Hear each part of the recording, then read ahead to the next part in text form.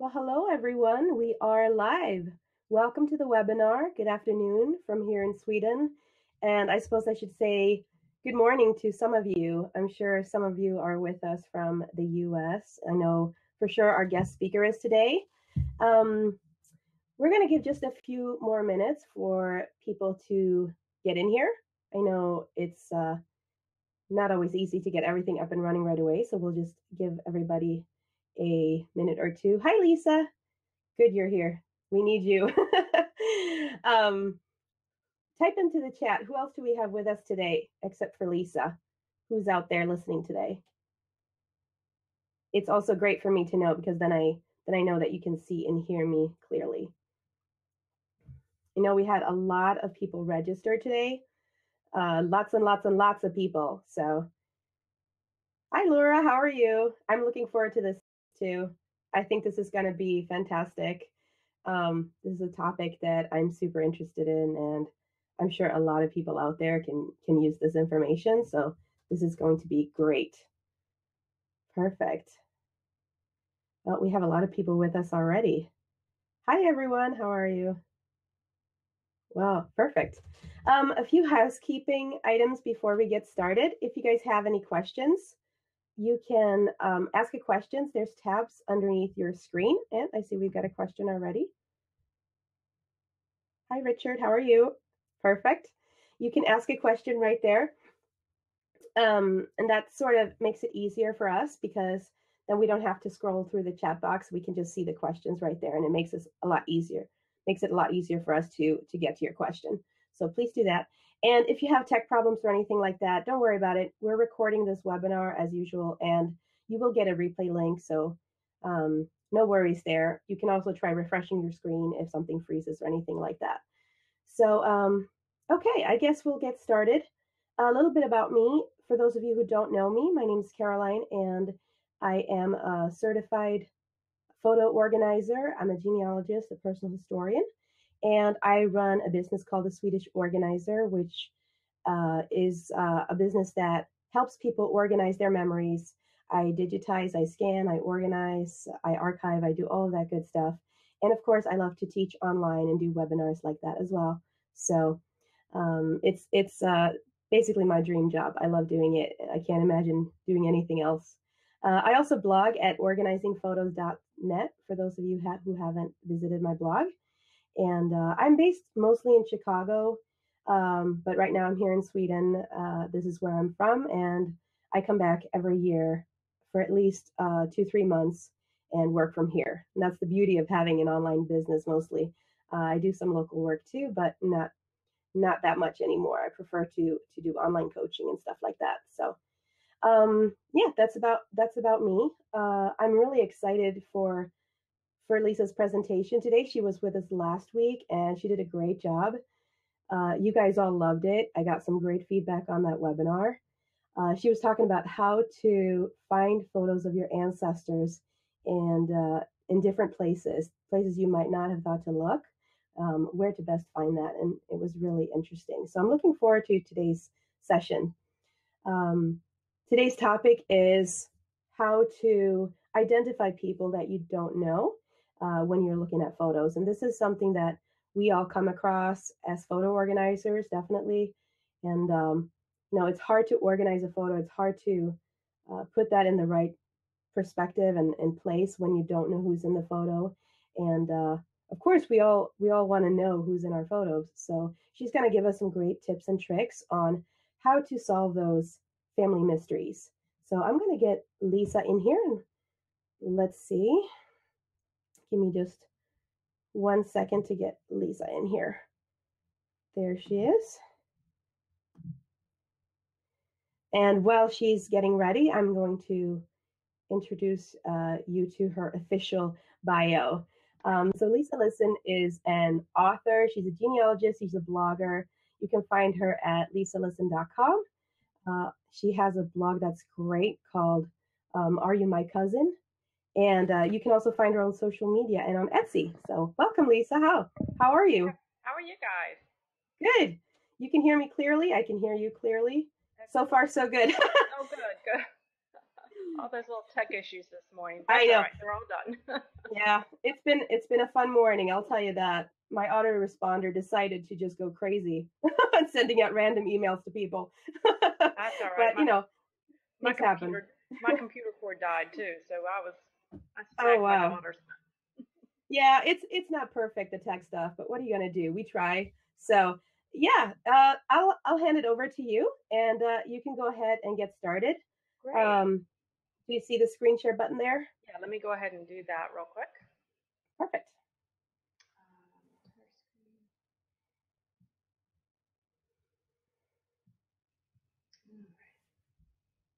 Let me see here. Yep, almost there. Can you see it? Perfect. Yep, perfect. Thank Oh, you. All okay. right, go ahead. All right. Well, I will welcome everyone. And for those of you who were here last week for the webinar, welcome back. And if you're new this time around, oh, welcome. I'm glad you decided to join us. I am so excited to talk more about family photographs because it's a topic that's near and dear to my heart because I have many. My ancestors or my relatives decided when I started researching to clean out their closets, and literally photographs and any kind of family papers started arriving by box loads. So I was thrilled. Unfortunately, while my ancestors were pack rats, they were not very good at organization or labeling things. So I have many things that are unknown in my collection. So last week we talked about where some unusual places, different places you might not have thought about to find your ancestors' photographs. And so hopefully you've had a chance to kind of think through some of that and maybe start searching for your photographs. But what happens when you find your ancestors' photographs, or even just the ones that you already have, and you've got them, but you don't know who is who in there? For instance, this actual photograph of the baby that you're seeing here is actually was in a collection. I know generally what side of the family is, but I have no idea who that child is, and neither do my relatives. So that's an interesting one that eventually I'll have to get to. But that's okay because there's hope, and I know we can get them going.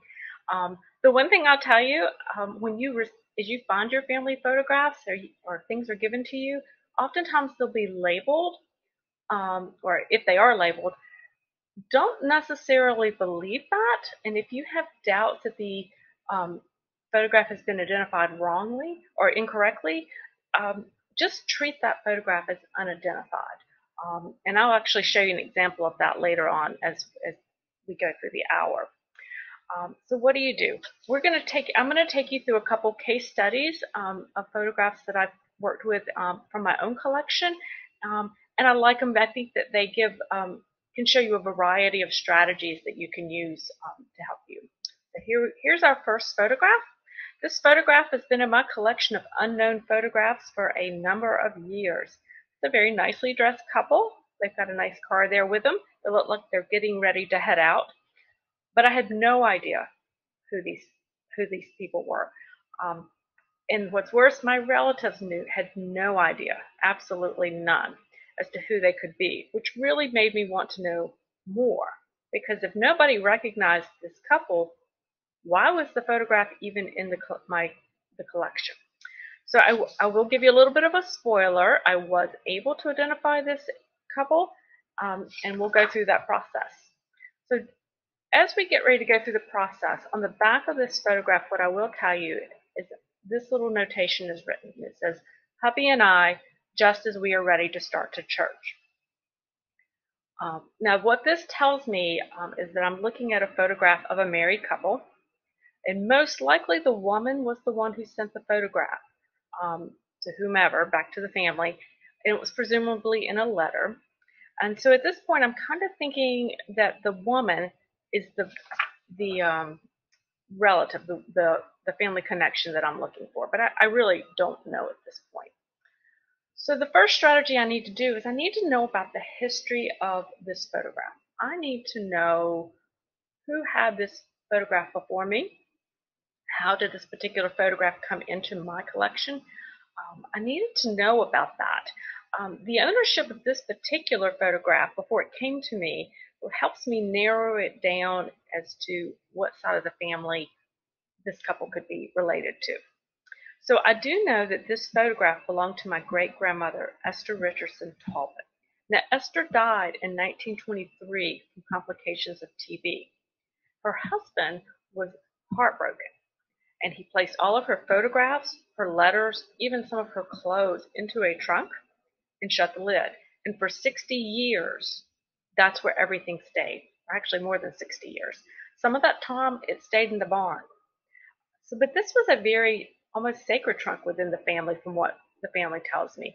Um, so that's the nice thing is it was all preserved, and we know who who owned the photograph. So why is this important? Why is it important that I know that the history of this? Well, this photograph, if it belonged to Esther, we know that it was taken prior to 1923 because Esther died in 1923. She received no more, obviously. It also tells me this couple was important to Esther because she saved this photograph and had it among her things. And so, knowing those two things, it narrows down the probable family lines to either her Richardson family, which is her father, her paternal side, or perhaps the Elliott side of the family, which was her maternal side of the family. So that in itself really narrows down my choices of who was in my tree. So that was important.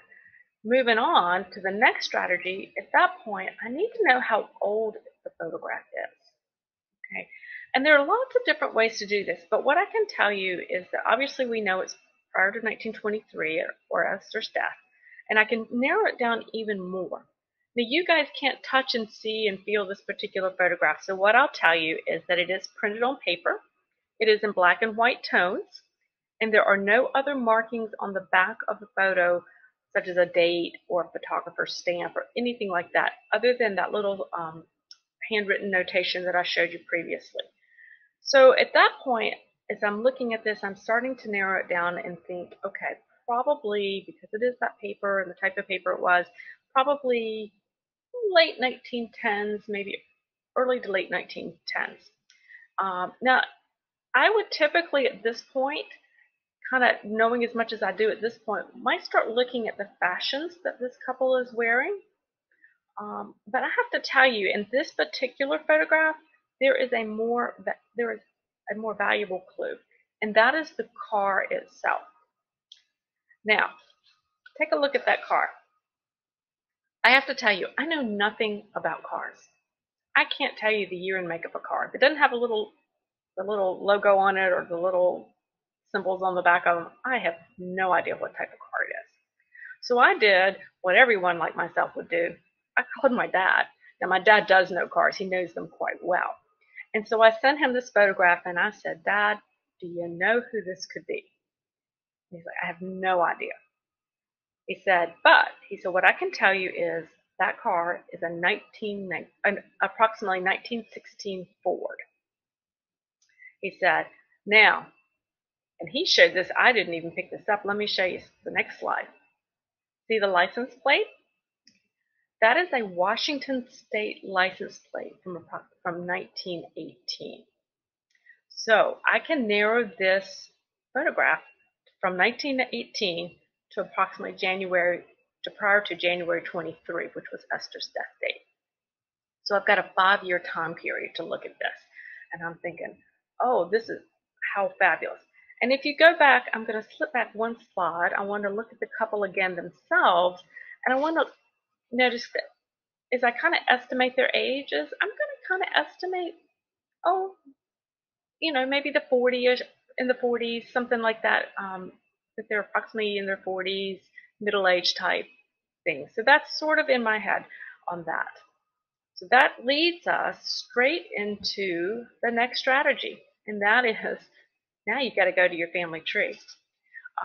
So you want to take the clues that we've come up with so far, and you want to then go to the family tree, which is what I did. I thought, who, if anyone, will fit that profile, or who could be a potential candidate to be either the woman or the man or the couple, or them as a couple. So I know that they are probably from Richardson or Elliott family line. And the Elliots and the Richardsons were out of South Central Virginia, the Pittsylvania County, Halifax County, Virginia area, which is where they were. And I did not know there were no lawns that I was aware of that were out in Washington State or that far west. Typically, the lawns out of that area tended to end up in around Tennessee or Kentucky. So at this point, I really wasn't sure, but I did know they lived in Washington State and they were important to Esther.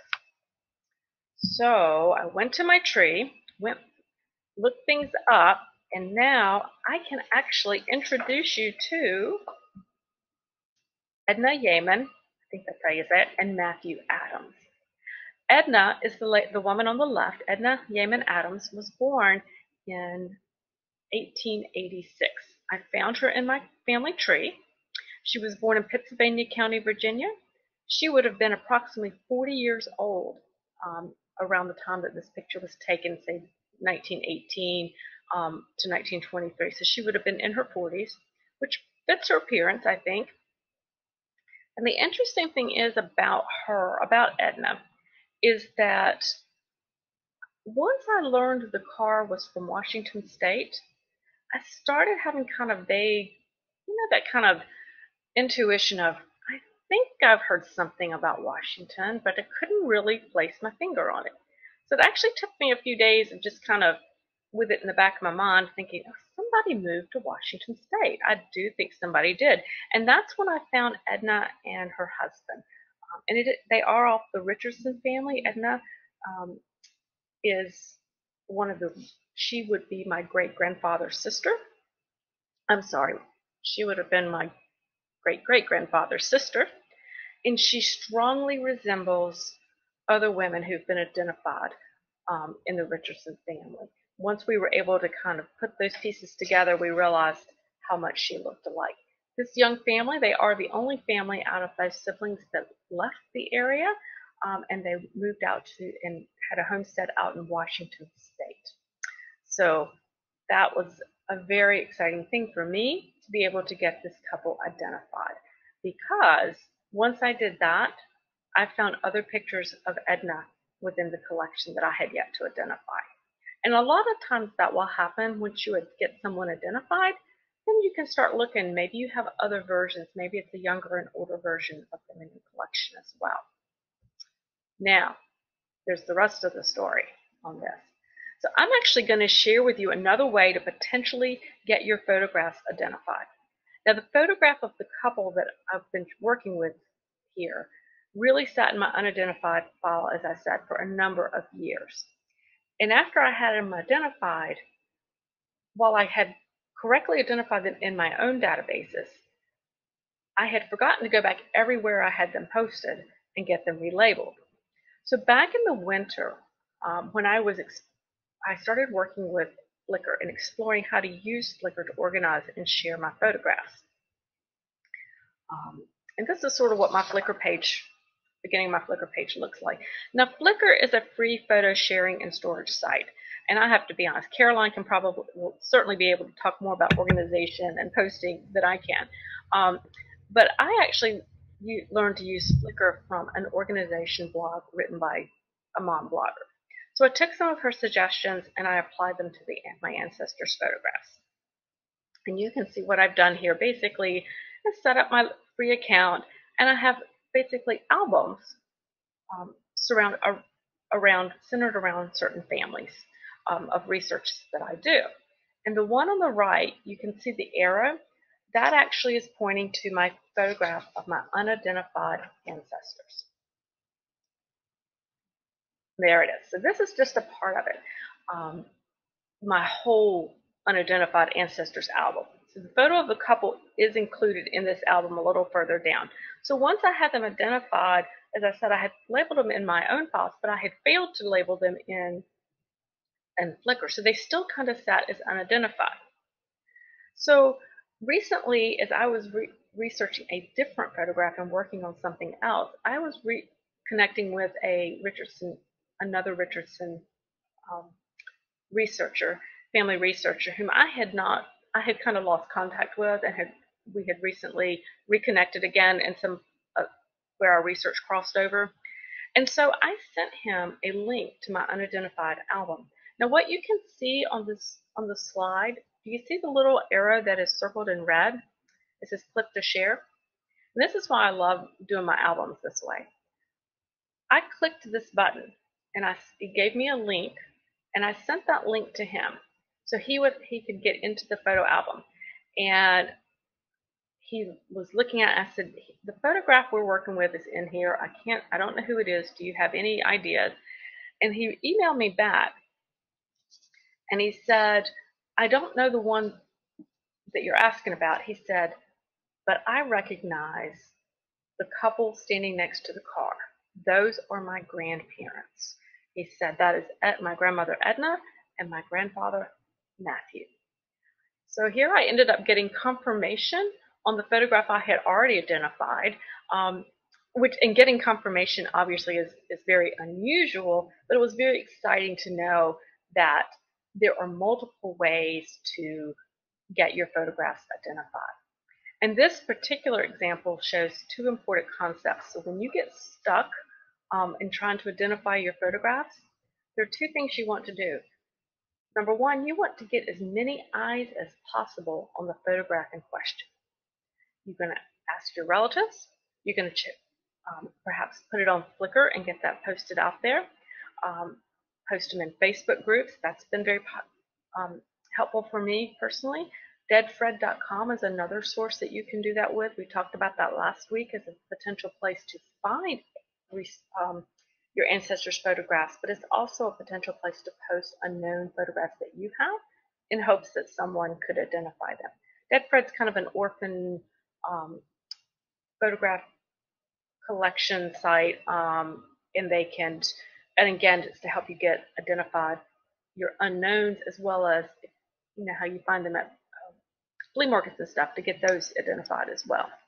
The other thing you can do is send the copies of photographs to historical and genealogical societies. If you know the location, or in this case, I knew this was a Richardson or Elliott line, I might send these copies to the Pittsylvania County or Halifax County genealogical societies, because that's where the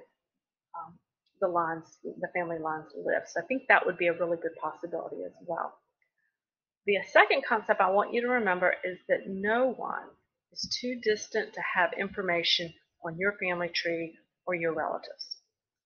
So the Richardson researcher that I connected with, who was the grandson of this couple, he lives in Alaska, and he is my third cousin twice removed. So he's quite remote from me distance-wise, as well as on the family tree. And yet, I had his grandparents' photographs in my closet. So don't ever think just because they're a long ways away, or even just relationship and your connections on the family tree are so distant, that they very well may have information on your photographs, as well as just good family genealogy. All right, so let's look at another photograph, and this one's a little bit different. It's one of my favorites just because it's a neat photograph, as you can see. This is a photograph that was in my great-grandmother Esther's possession as well. It came actually in a red locked material, and it was in a big photo album. Unfortunately, the photo album was in such poor state that my relative who gave me the photograph had taken all the photographs out of the photo album. Now, that's something I don't recommend you doing unless you can record the pages first and then remove the photographs so that they're not damaged. Because what had happened was, since the photographs were taken out of the photo album, I had lost all sense of family groupings, as well as kind of a progression of ages through the photo album. And to give you an example of that, when you have an ancestor's photo album, and just like as we grew up, maybe you had your school pictures in the album in your school, and you would have, say, from kindergarten, first grade, second grade on up, and it was kind of a natural progression. Or you had a Christmas celebration, you had pictures from the Christmas celebration. Those tended to be a family grouping together. So maybe it was one side of the family and you had that grouping. Well, our ancestors really weren't that different. Maybe they didn't have as many photographs as certainly we have today, but they did group things oftentimes like that as well. So if you went and everybody kind of the family had a photographs made, then they would kind of group them together in families. So that sense of family had all been pretty much lost at this point. What I did know is that within the album were carte de visites, I think I said that right, as well as cabinet cards. And that was important for me to at least know, and to know that these photographs were definitely of some of the earliest in the family collection. Now you will notice, looking at this particular photograph, the bottom is cut off. That was done, I believe, to have it fit into the photo album. Fortunately, the information lost by being cut was not completely lost to me, and I'll be talking about that a little bit more as we go. Again, because this was in Esther's, my great-grandmother's possession, I knew that this was likely an Elliott or a Richardson family lawn. And it definitely predated her death in 1923. And so that gives me a little bit of information right there. I've narrowed down the family lawns, and I have an approximate, at least a beginnings of an approximate date for that. So let's look at this photograph a little bit closer, and let's determine how old it is. These are the same steps we did with the previous photograph, but the characteristics of the photograph are different. Okay? And it's those characteristics of the photograph that can actually tell us a little bit more about its age. This is actually, you can't see and feel it, but it is actually kind of on a thick cardboard stock. It measures about 4¼ inches by 6 inches tall. As you can see, the bottom was cut off. The size and the thickness of this photograph tells me that it is what is known as a cabinet card. So it's kind of like on a heavy cardstock. If you've never seen one, it's like an old photograph that's on a thick cardstock.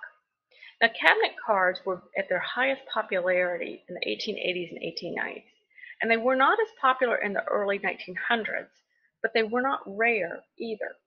And you have to think about, at least where my ancestors were living, this was very rural Virginia.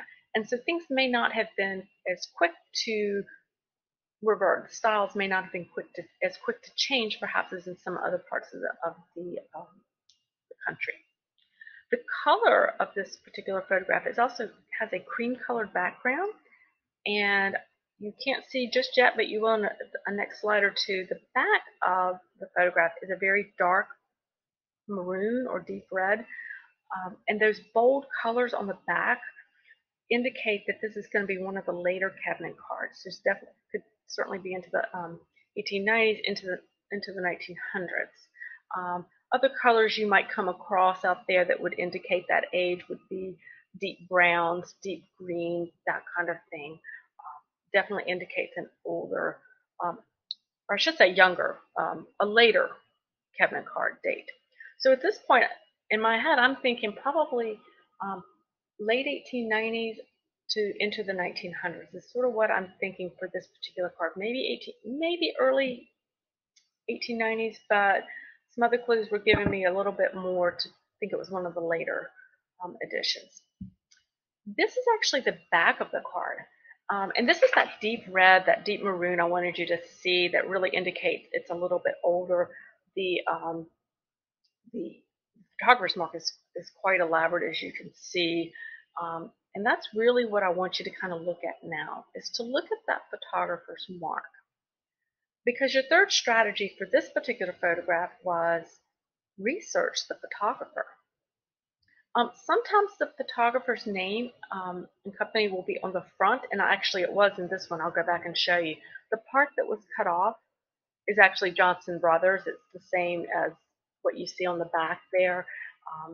So it's actually in two places on this. You don't always find that. Sometimes you'll just find something on the back. Sometimes you'll just find indication on the front. But this one's actually got quite a bit on it. It's very elaborate. It's the Johnson Brothers photographers, and they are out of Washington, D.C. Okay, so here's another really interesting thing. Again, my ancestors were farmers. They did not have a lot of money, and these generations did not travel very often. If they traveled, they typically traveled to each other, so maybe to the next county, maybe to another community. Occasionally, I have evidence that they came into North Carolina, over to the Asheville area. Um, there was a TB asylum there, and some of the family had TB and made their way over there. But they were not traveling around the country. Um, it's certainly not in the early 1900s at this point. So I've got to think about who could have been in Washington, D.C., and why was that there? So let's find out a little bit more about the photographer.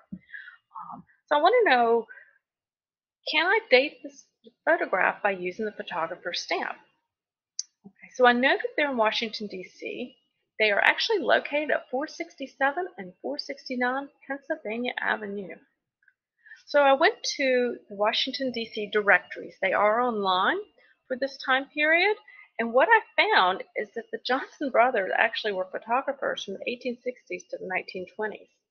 So, hey, if I'm thinking 1890s into the 1900s,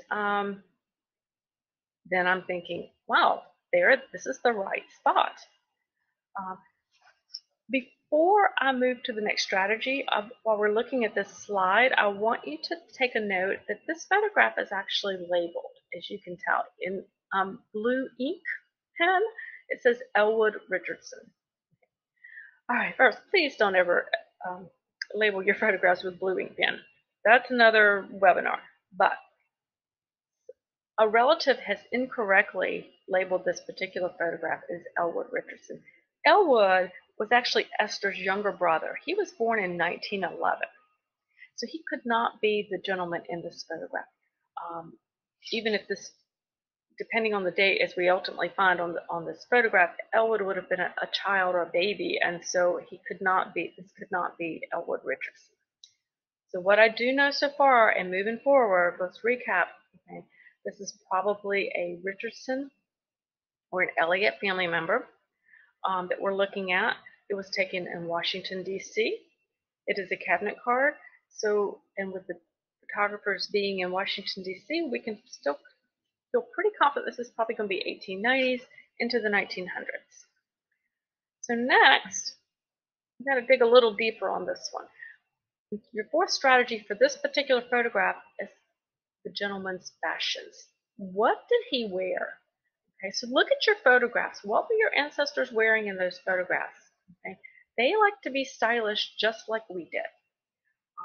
Maybe they didn't own it. You could actually go to a photographer's back then and rent a nice dress or a nice suit to have your photograph taken, and then return it and get back into your farming clothes and head off. So sometimes that throws people a little bit, that their farmers were dressed up quite so fancy, but that's kind of that was one of the options that they had. So let's look at this young man. He is nicely dressed. He has a nice trim haircut. It's parted on the side. He's wearing a vest that is fairly high cut. His jacket has 3 buttons, which was a very popular style in the 1910s. You can see the hat that he's holding. It's down in his left hand, and that is a bowler style hat, which again was very popular in the 1910s.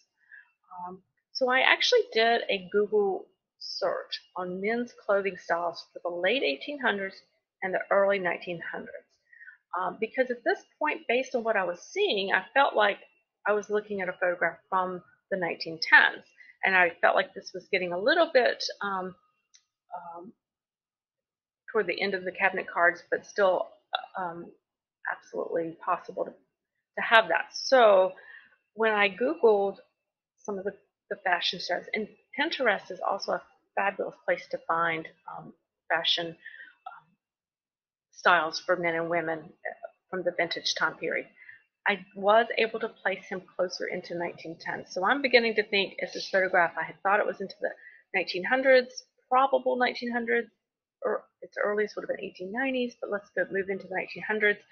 I do believe it was moving in toward 1910 time period.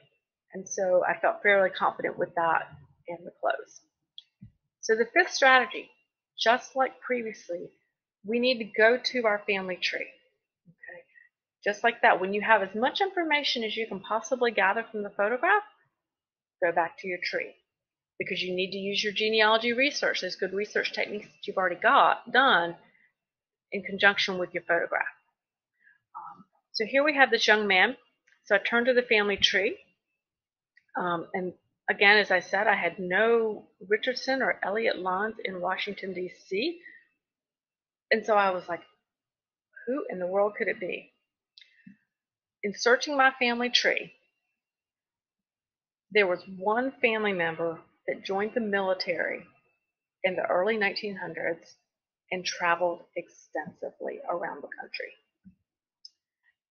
It was William F. Elliott. He was born in 1883, he died in 1891, and he did serve in the military. Now, one of the fortunate things that I happened to have with my ancestors when I realized this was, oh my, this could very well be Will Elliott, sometimes known as Bill. He was a prolific letter writer to my great-grandmother. They were first cousins. He was also a beau of hers. And in March of 1913, he had written a letter and where he stated that he had had a nice time in Washington, D.C. I will send you a picture I had taken there. And there it is. So he actually had a couple pictures taken too. He had one, as he refers to, one with his friend Emmett with him. But this was a photograph of Will Elliott, which is actually kind of an interesting thing in the sense that my relative had misidentified the photograph as Elwood Richardson because Elwood actually looked like his first cousin, Bill Elliott. So it all fit. I had the estimated age of the cabinet card with the characteristics, the fashions placing into that around the 1910 area. I have confirmation that he was in Washington, D.C. at the correct time. And so here I have Bill Elliott. Again, the wonderful thing is, after discovering who this young man was, I found another photograph of Will Elliott in my collection as well. So that often happens with that. So even when you're not completely successful identifying, and I've gone through these case studies, and I have to tell you guys, this didn't happen in one sitting, in one day, or even 1 week. This happened over a period of time because it does take time to research, and sometimes you might get stuck and really not know who that photograph is. But then a year or so later, months later, whatever, in your genealogy research, you make that connection. You find that new piece of information where someone else says, hey, that person looks familiar. He resembles my uncle, or he resembles this family out of a certain area. So it's not, I don't want to give you the impression that it is a very fast and very quick technique. It takes some time, and it takes getting to know the person in that photograph as best you can. And when you're not able to identify them conclusively, what you have done is you've learned so much more about the photograph that when further information comes up in your research ahead of time, you will be able to hopefully make that connection in the future, and then perhaps find other photographs as well. So keep in mind, you just need to be patient. You need to be creative in your thinking, and just keep working at it, because hopefully that my goal is that every single one of my unidentified photographs will be identified. It is a huge goal, and I'm not there yet, but I've made a lot of progress, and even the ones I'm not sure about, I'm starting to get some ideas on. So I'd love to know what your questions are about your photographs, what I can do to help answer some questions. Well, thanks, Lisa. That was really great. You are welcome. You can hear me, right? I got you. Yeah, absolutely. That was, yeah, good. Yeah, that was wonderful. I'm sort of happy to see that you're playing the license plate game too. I've played that game many times. I got a big pile of photos from a client to identify, and it was from parents that had passed, and they had no idea where the parents had gone, and I had to scan them in and really enlarge them and look at all the license plates to figure out what state they were in and when these could have been taken. So this can be super fun It to re- to it really do. can, and I actually used and this may help somebody out there too. I use PicMonkey.com, which is a free photo editing Hmm. site, to actually crop that out and blow it up so that I could actually um, read the license plate and show it to my dad and to show it to you guys. So that's actually a good tool you can use to. It's very intuitive um, program to Yeah. use, and it's free. Yeah. Yeah. I've used that program too. I like it. Anything you can do, really, you have to look at all the little clues, anything that you can find. And we have a few questions. One question is, when it comes to clothing and hairstyles, how much does the culture of the person influence that? Is that something you can speak Yeah, to? it can absolutely. It has a lot to do with what you might find and what you might see. I've had a number of folks share photographs with me, and it's some fabulous costumes that perhaps were indicative of the country they came from. I've done a lot of research on some Jewish Russian immigrants, and because that's my husband's side of the family, and their Mm. clothing is definitely different.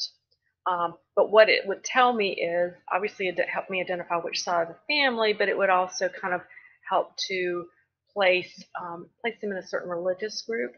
Um, at least it did for them. It's also you can actually Google online traditional clothing of a certain time period.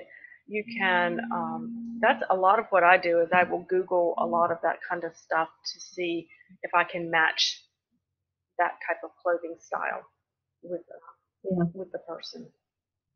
Military is the Yeah. military is another one that comes up a lot. I'm not I'm not as strong in my military research, but you can actually. I had a gentleman asking me about British uniforms recently, which I have to confess knew nothing about. And what I thought he should do would certainly research where he could find those. So with research, you could go online and do a Google image search. If you knew the company, if you knew the year, 1940 British uniforms, colonel uniforms, however you wanted to word that to kind of see what you might come up with.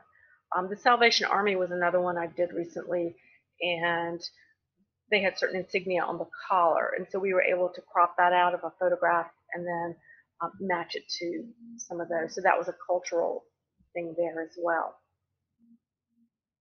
Yeah. For anybody who's listening in, um, who has any Swedish or Scandinavian ancestors, I do a lot of that genealogy, and that military stuff comes up quite a lot as well. And we have some really good um, sources. We have some really great books available that shows basically all the military uniforms, from all the regiments and all that. So if anybody is interested in that or needs that kind of help, you guys can let me know. I've been trying to see if the author of that book would be interested in maybe doing a webinar on that because I think that would be super interesting too. I'm not very strong in my military uniforms either. So that's definitely something I could learn a lot from. Um, and we had a comment from Lyle here. He says, "Thank you, Lisa. Great presentation. A year ago, we found my grandmother's old photo tucked away in a drawer and 50% unidentified. I'm able to narrow down the time period. However, should I look at the websites like Dead Fred to post these photos, hoping I will be able to identify? Everyone in my maternal grandmother's line is deceased, except my mom and her siblings, and sadly, they don't have a clue as to who these individuals are." You could do Dead Fred. I actually probably would first see if you can get that into um, any of the if you know the location, say where your grandmother grew up, depending on the age of the photograph, if it was her as a child, or if maybe where she lived, where they lived as adults, if they were close together, wherever they were last together at, check with the historical societies there. I would then check with or Genealogical Society. See if you can get them to maybe post that in a newsletter, or if they have an online query site, you might get some hits that way.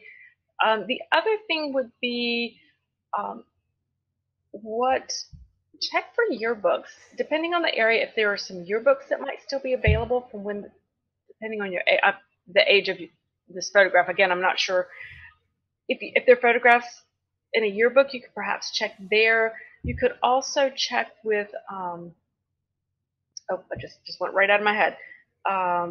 Churches. If you happen to know if they frequented or attended a certain church or grew up in a certain church, I would check there, check with their older members, but also check with any histories or church directories that might have been um, made during that time, because you might find photographs of them there.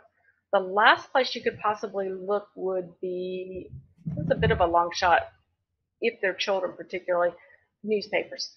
Society, if you have a small local newspaper, you could check society pages and things like that, where they would occasionally post pictures of various events. Lila's jumped in again. He's saying they're mostly late 19th to just prior World War I, Southwest Arkansas. Okay. So yeah, I would check to see if there are some school records there. Again, and the church records would be real helpful, as well as just, and the historical society or genealogical society out that way could help you out with that too. And so I would check there. Yeah, that was a great idea, Lisa, of having the historical society, when they have newsletters and all that, to have them ask their members. I mean, you never know. Somebody might just go ahead and say, hey, wait a minute, that's my great grandparents, it's a small world. I mean, take it from me. I know. Well, yeah, absolutely. And like I said, I have, the grandson of that photograph I have lives in Alaska. Yeah, absolutely. I mean, I'm Swedish. My husband is from India. We live in the U.S. Part-time and part-time. I mean, it's and we are all over the place. I can't imagine where all our photos are going to go and be, 100 years from now. You're going to confuse somebody. I know, and that's exactly why I'm so into writing down everything and writing down my story, because people are going to go and 100 years from now, people are going to say, well, how did these two meet? Like, how did this happen? What made them come together, and where did they meet, and all that? It's going to be a really interesting story for somebody at some point. So, yeah, I don't want to be that question mark in the family tree. So, I'm definitely taking the opportunity to write down all these things. We have a few more questions here, so let's get to it. Laura is asking, what time period is covered by metal-based photos? I have a couple that are about 2x3 enclosed in a lightweight paper folder. Is that something you're familiar with? I didn't hear the first part of that question. What type of photo? What time period is covered by metal-based photos? Okay, so that sounds like the tintypes. So that would probably be more of all right, off the top of my head, I'm going to say. Yeah, Laura's jumping in. Maybe it's the tintypes. Yeah, that sounds like the tintypes, or maybe daguerreotypes or something like that she's referring to. The tintypes are the ones that were found in the paper sleeves, and sometimes you can find them now. Usually they're not in sleeves anymore. A lot of times they've been kind of taken. I want to say 1860 to 1870s. I'm going to back out of my screen real quick and pull something up so I make sure I'm telling you the right thing. So give me 1 second. Mm-hmm. I'm going to head out of this screen share real quick. Hold on 1 second.